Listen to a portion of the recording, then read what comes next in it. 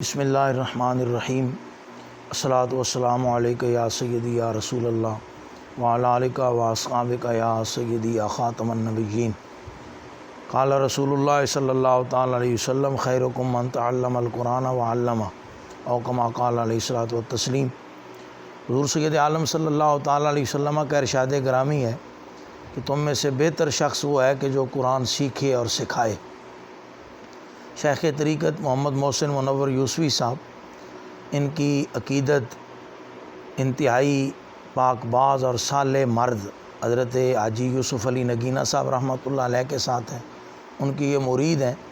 اسی حوالے سے یہ اپنے نام کے ساتھ یوسفی بھی لکھتے ہیں،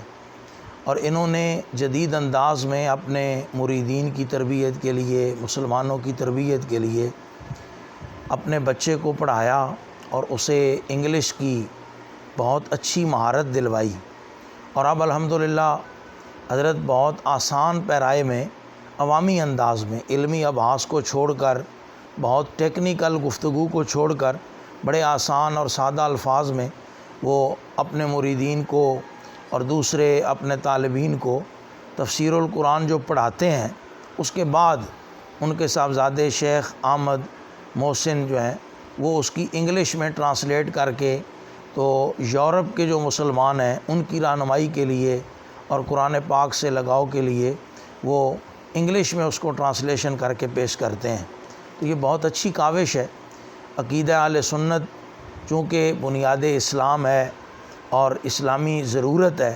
کہ بندہ اپنے آپ کو اپنے عقیدے کے ساتھ مضبوط رکھے، اور یہ پہلا جزو ہے ایمان کا کہ بندہ اپنے دین کی حفاظت کرے، اسلام کی حفاظت کرے، اپنے بچوں کی تربیت کرے، تو اس کے لیے ضروری ہے کہ علماء کے ساتھ رابطہ رکھے۔ اور اب جدید انداز میں علماء کے ساتھ رابطے کا ایک طریقہ یہ ہے کہ جو سوشل میڈیا پر علماء کے، سنی العقیدہ علماء کے لیکچرز آتے ہیں، انہیں سنا جائے، ان سے استفادہ کیا جائے،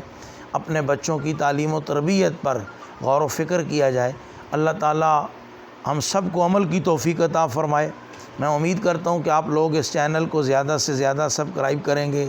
اپنے دوستوں کو بتائیں گے، اور اس نیکی کے کام میں ان احباب کے ساتھ آپ شریک ہو کر اللہ تبارک و تعالیٰ کی بارگاہ میں